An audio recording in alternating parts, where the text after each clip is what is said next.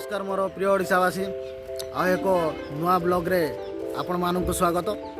आम आज एमती एक मंदिर में अच्छे जो मंदिर टी कह जाए वक्र मंदिर बोली देखो पूरा भल भाव में देखा मंदिर टी जमी बंका हिसाब से ठिया पूरा देखा भल भाव में।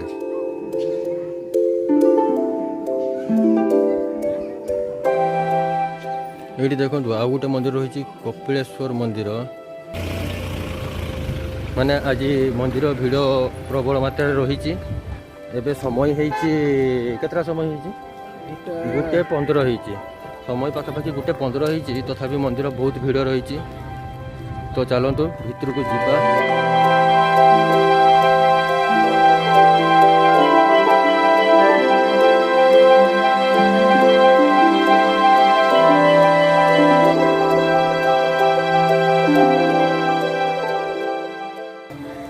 ये देखुवे लिखाई शैवपीठ विमलेश्वर बाबा वक्र मंदिर हुमा। तेरे बर्तमान आम पहुँचीचे शैवपीठ विमलेश्वर बाबा वक्र मंदिर हुमा। हाँ सार लुचि जाते तो सार आउ थे पहुँची गले तो सार पूरा पूजा थड़ी धरिकी आसुँच पूजा करेंगे तो चलतु भीतर को जीवा। तेरे देखिपे यहाँ हूँ मंदिर भीतर परिवेश तो ये प्रथम रही हनुमान गोटे बड़ मूर्ति काली गाई विग्रह तापर ये रही नवग्रह पीठ ये रही आपंकर नवग्रह पीठ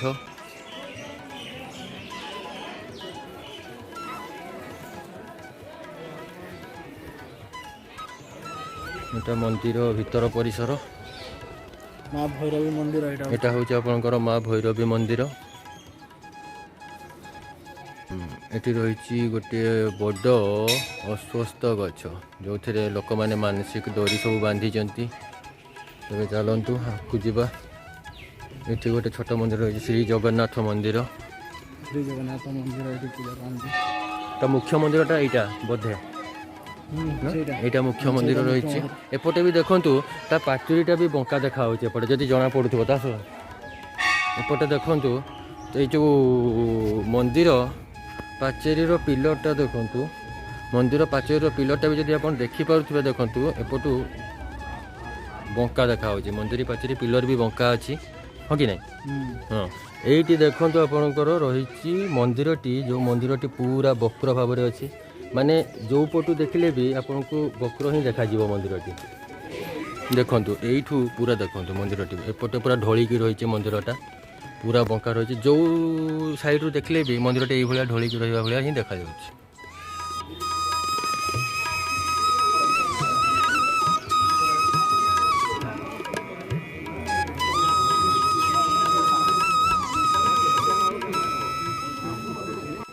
ये देखो आउ गोटे मंदिर रही कपिलेश्वर मंदिर से भी बंका माने प्रायतः मुख्य मंदिर सहित छोट छोट मंदिर गोटे दीटा रही सब समस्त मंदिर पूरा बंका ही रही पाचेरी भी सामान्य पूरा बंका पाचेरी भी बंका जो पाचेरी गुड़ा जो देखिपे ये पाचेरी गुड़ा भी बंका वीडियो जना पड़ू न किंतु पाचेरी बंका रही ये रही मैंने सब जी श्रद्धालु बा भक्त आसती सब ये पूजा करने को जाऊँच देखिपे आज मंदिर पूरा भिड़ रही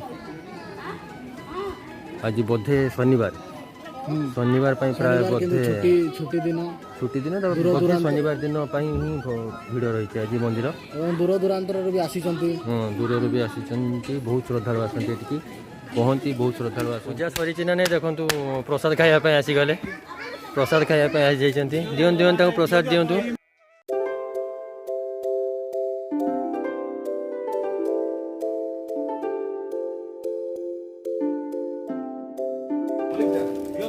दिंतु आगे खाए दिंतु टे कि भोग फोग गुड़ा दिंतु तोर भाग सरला लगन भोग खिया चली भोग बंटा चली बस भोग खिया नुहे भोग बंटा चलती सार तो सार दौरान पूरा जबरदस्त भोग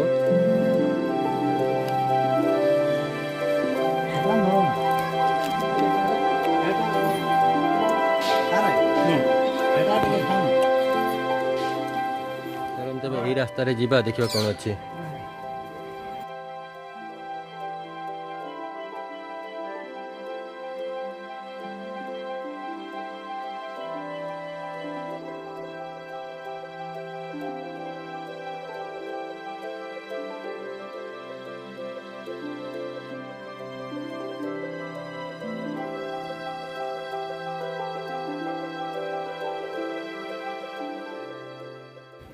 ଏତେ ସୁନ୍ଦର ମୁଁ ଜିନିଷ ମୁଁ ଦେଖିନଥିଲି ମୁଁ ଖୋଜି ପାଇଲି ଯାହା ହଉ।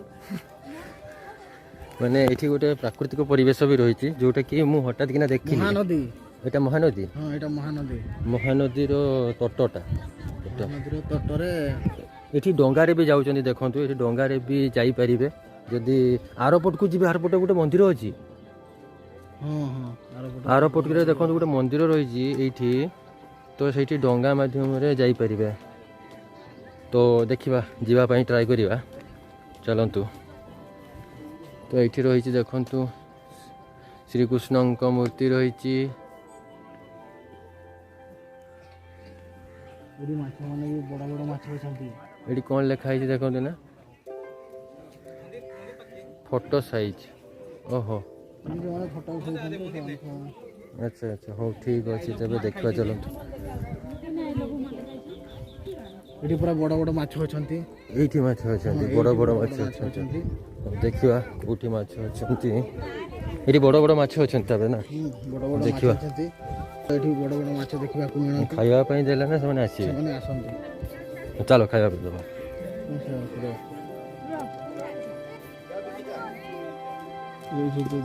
ଏପଟକୁ ଆସ।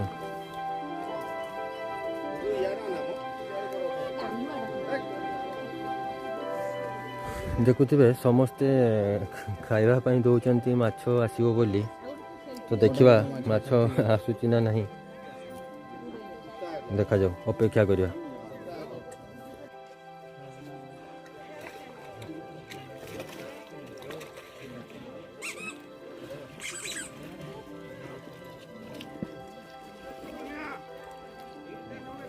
ପାଣି ଭିତରେ ଅଛନ୍ତି, ସେଟା ଦେଖାଯାଉନି, କ୍ୟାମେରାରେ ଜଣା ପଡୁନି। ପଟା ପଟା ତଳିକି ଦେଇଛନ୍ତି। ହଁ, ଖୋଜି ଖୋଜି ଟିକେ ପାଖରେ ନି, ପାଣି କମ୍ ଅଛି ସେପଟେ, ପାଣି ବେଶୀ ଅଛି।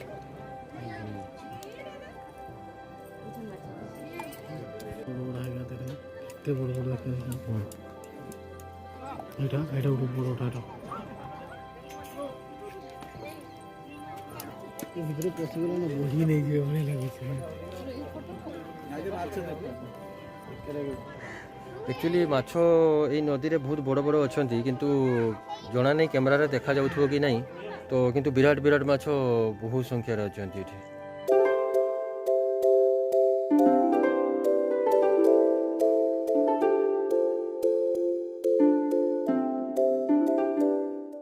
ତେବେ ଦୁଃଖର ବିଷୟ ଯେ ସବୁ ନନାମାନେ ବ୍ୟସ୍ତ ଅଛନ୍ତି ପୂଜାରେ, ଆଜି ଏତେ ଭିଡ଼, ତ ଆମେ ସେମିତି କାହାକୁ ପାଉନୁ ଯାହାକୁ କି ପଚାରି କିଛି ବୁଝିବୁ। ମୋତେ ଲାଗୁଛି ସେମିତି ହିଁ ଫେରିବା ପାଇଁ ପଡ଼ିବ, ଦେଖାଯାଉ।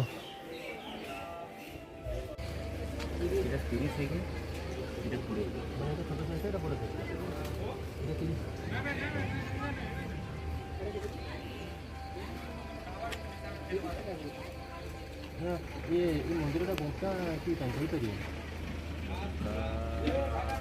ଦେଖୁନ୍ ବଙ୍କା ବେଲେ ତ କିଏ କିଛି ଏନ୍ତା ତାର୍ ବିଷୟରେ ଅସଲ ତଥ୍ୟଟା କିଏ କିଛି କହି ନାଇଁ ପାରବା।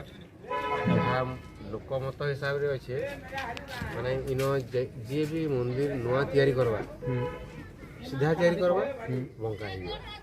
ଓହୋ, ମାନେ ଲୋକମାନେ ସିଧା ତିଆରି କଲା ବେଲେ ବି ବଙ୍କା ହେଇଯିବ, ସିଧା ତିଆରି କରିବାରେ ବି ବଙ୍କା ହେଇଯାଉଛି, ପରେ ବଙ୍କା ହେଇଯିବ। ଆଚ୍ଛା, ସେଠି ଏଇ ଯେଉଁ ସେଠି ଯେଉଁ ଦେବୀ ମାନେ ଠାକୁରାଣୀ କିଏ ଅଛନ୍ତି ସେଠି? ଏଇଟା ମହାଦେବ, ମହାଦେବ ଅଛନ୍ତି। ଏଇଟା ବଙ୍କା ମନ୍ଦିରଟା ହେଲା। ଆଚ୍ଛା, ଏଇଟା ବଙ୍କା ମନ୍ଦିରଟା, ଏଇଟା ମାଛଟା। ମାଛ, ତ ମାଛର ବି କିଛି ରହିଛି କି ତାର? ହଁ, ମାଛ ଏଇଟା ଏଇ ଆଙ୍କର ଅବତାର କହନ୍ତି, ଠାକୁରଙ୍କ ମାଛ। ଠାକୁରଙ୍କ ଅବତାରୀ ମାଛଟା। ହଁ, ଏଇ ସ୍ତ୍ରୀ ଲୋକଟା ମାଛ କାଟୁଥିଲା, ପଥର ହେଇଯାଇଛି। ଓ, ଏଇ ସ୍ତ୍ରୀ ଲୋକଟା ମାଛ କାଟୁଥିଲେ, ପଥର ହେଇଯାଇଛନ୍ତି ନା? ସ୍ୱାମୀ ତା ଭଣଜା ବି ମାଛ କାଟୁଥିଲେ, ସିଏ ବି ପଥର ହେଇଯାଇଛି। ପଥର ହେଇଯାଇଛନ୍ତି।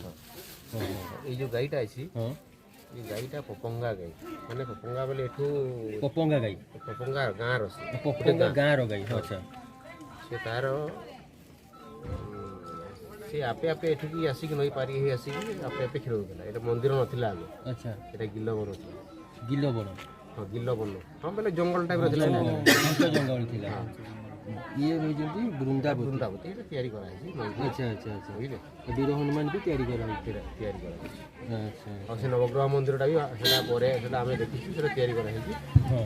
ବୁଝିଲେ। ଆଚ୍ଛା ଏଇଟା କେବେକା କଥା ମାନେ ବହୁତ ପୁରୁଣା କଥା ନା କେତେ ଦିନର କଥା ଏଇଟା? ଏଟାର ଇତିହାସ କହୁଛେ 1660ରୁ 1690 ଭିତରେ ତିଆରି ହେଇଛି ମନ୍ଦିରଟା। ମନ୍ଦିରଟା କିନ୍ତୁ ମନ୍ଦିରଟା ଯେତେବେଳେ ତିଆରି କରୁଥିଲେ ସମସ୍ତେ ସିଧା କରିବା ପାଇଁ ଚେଷ୍ଟା କରୁଥିଲେ କିନ୍ତୁ ସେ ଆପେ ବଙ୍କା ହେଇଯାଉଥିଲା। ବଙ୍କା ହେଇଯାଇଛି ସବୁ କିଛି ବଙ୍କା ମାନେ କାହିଁକି ହେଉଛି ଲୋକମାନେ ତାଙ୍କର ମତ ହିସାବରେ କହୁଛନ୍ ମାନେ ଅନୁମାନିତ କହୁଛନ୍ କିନ୍ତୁ କିଛି ଟେଷ୍ଟ ଫେଷ୍ଟ କିଛି ଜଣା ନାହିଁ। ଓହୋ ମାନେ ଲୋକମାନଙ୍କର ମାନ୍ୟତା ଯାହା ଆଉ ମାନିକି ଠାକୁରଙ୍କର ଇଚ୍ଛା ବୋଲି କହୁଛନ୍ ଲୋକମାନେ। ଆଚ୍ଛା ଆଚ୍ଛା ଏ ମାଛଟା ହେଉଛି ଏଇ ୟାଙ୍କର ଇଏ ମାଛ କାଟୁଥିଲେ ୟାଙ୍କର ଅବତାର ମାଛ ନା ଏଇ ବାବା ବାଲିକେଶ୍ୱରଙ୍କର ଅବତାର ମାଛ ବିମଳେଶ୍ୱର ବାବା ବିମଳେଶ୍ୱରଙ୍କର ଅବତାର ହେଉଛନ୍ତି ମାଛ। ଏଇ ଗାଈଟା ଏଇ ଲିଙ୍ଗଟା ଯୋଉ ଭିତରେ ଲିଙ୍ଗ ଅଛି ହଁ ଲିଙ୍ଗଟା ସେ ପ୍ରଥମେ ସେ ଗାଈଟା ହିଁ ଦେଖିଥିଲେ। ଓହୋ ଏଇ ଗାଈଟା ହିଁ ପ୍ରଥମେ ଏଇ ଲିଙ୍ଗଟାକୁ ଦେଖିଥିଲେ।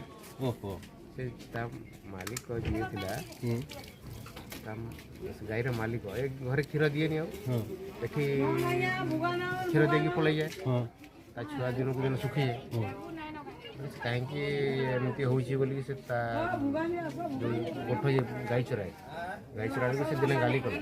ଆଚ୍ଛା ଗାଈକୁ ଗାଈ ଚୋରାଳିକୁ ଗାଳି କଲା ହଁ ବୋଲେ ସେ ଗାଈ ଚରାଳିଟା ତା ଆର ଦିନ ସେ ତାକୁ ଜଗିଲା ଗାଈକୁ ଜଗିଲା କୁଆଡ଼େ ଯାଉଛି ଗାଈଟା କ'ଣ ଦେଖିଲା ତା ପଛେ ପଛେ ଆସିଲା ସେଇଠୁ ହଁ ଦେଖିଲା ଏଠି ନଈ ପାର ହେଇକି ଆସିକି ଏଠି ଆପେ କ୍ଷୀର ଦେଉଛି। ସେଇ ଦିନଠୁ ସମସ୍ତେ ଜାଣିଲେ ଏଠି ଲିଙ୍ଗ ମହାଦେବ ଆବିର୍ଭାବ ହେଇଛି। ମହାଦେବ ଆବିର୍ଭାବ ତାପରେ ମନ୍ଦିର ତିଆରି କଲେ। ହଁ ମନ୍ଦିର ତିଆରି କଲା ବେଳକୁ ସେ ଆପେ ବଙ୍କା ହେଇଯାଉଥିଲା ମନ୍ଦିରଟା। ହଁ ସିଧା ତିଆରି କରି ହଁ ସିଧା କରୁଥିଲେ କିନ୍ତୁ ଆପେ ବଙ୍କା ହେଇଯାଉଥିଲା ଆଉ। ଆଚ୍ଛା ଆଚ୍ଛା ଆଚ୍ଛା ଆଉ ସେ ମାଛ ଗୁଡ଼ାକ ଏଇନେ ଦେଖିଲେ ଆପଣ ହଁ ହଁ ମାଛ ଗୁଡ଼ାକ ଏଇନେ ଦେଖାଯିବେ ସକାଳୁ ସନ୍ଧ୍ୟା ପର୍ଯ୍ୟନ୍ତ। ସନ୍ଧ୍ୟା ଶଙ୍ଖ ବାଜିଲେ ସେମାନେ ମନ୍ଦିର ଭିତରକୁ ପଳେଇ ଆସିବେ। ମନ୍ଦିର ଭିତରେ ମାନେ ଏଇ ମନ୍ଦିର ଭିତରକୁ ପଳେଇ ଆସିବେ। ସେ ସୁଡ଼ୁଙ୍ଗ ଅଛି ହଁ ବାକି ଆମେମାନେ କେହି ଦେଖିନୁ ସେଇ ମାଛମାନେ ହିଁ ଦେଖିଛନ୍ତି କୌଣସି ଲୋକ ବି ଦେଖିନାହାନ୍ତି। ଆଚ୍ଛା ଆଚ୍ଛା ବୁଝିଲେ କହନ୍ତି ମନ୍ଦିର ତଳେ ପୋଖରୀ ଅଛି କ'ଣ ଅଛି ସବୁ ଏମିତି କଥାରେ ଅଛି ହଁ କିନ୍ତୁ କେହି ଜାଣିନାହାନ୍ତି। ସେମାନେ କହିକି ଆସୁଛନ୍ତି କିଏ ଦେଖିଥିବ କାହାକୁ ସ୍ୱପ୍ନ ହେଇଥିବ ହେଇଥିବ କିନ୍ତୁ କୁହନ୍ତି ଯେ ମାଛ ଗୁଡ଼ା ଶଙ୍ଖ ବାଜିଲା ମାନେ ମନ୍ଦିର ଭିତରକୁ ପଳେଇ ଆସନ୍ତି। ସକାଳ ଯେତେବେଳେ ଶଙ୍ଖ ବାଜେ 5ଟାରେ ପୁଣି ସେଠିକି ମାଛମାନେ ଫେରିକି ପଳାନ୍ତି। ଆପଣ ସେଠି ଯିବେ ରାତିରେ ଲାଇଟ୍ ମାରିକି ଫାଇଟ୍ ମାରିକି ଦେଖିବେ ମାଛମାନେ ବିଲକୁଲ ନଥିବେ କେବଳ ଏଇ ଦିନ ସମୟରେ ହିଁ ରୁହନ୍ତି। ଦିନ ସମୟରେ ଆଚ୍ଛା ଆଚ୍ଛା ଠିକ୍ ଅଛି ଏଇଟା କେତେ କହିଲେ 30 ଟଙ୍କା ନା ମୋତେ ସେଇଟା ଦିଅନ୍ତୁ ନା। ହଁ ନିଅ।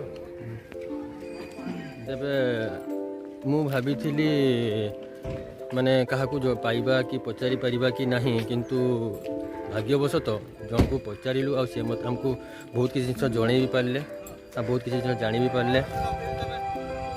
ତେବେ ଆଜିର ଭିଡ଼ିଓଟିକୁ ଏଇଠି ରଖିବା। ଆଶା କରୁଛି ଆଜିର ଭିଡ଼ିଓଟି ଆପଣଙ୍କୁ ନିହାତି ଭାବରେ ଭଲ ଲାଗିଥିବ। ତେବେ ଆଜି ପାଇଁ ଆମକୁ ବିଦାୟ ଦିଅନ୍ତୁ। ପୁଣି ଖୁବ୍ ଶୀଘ୍ର ଦେଖାହେବ ଆଉ ଏକ ନୂଆ ଭିଡ଼ିଓରେ। ଧନ୍ୟବାଦ।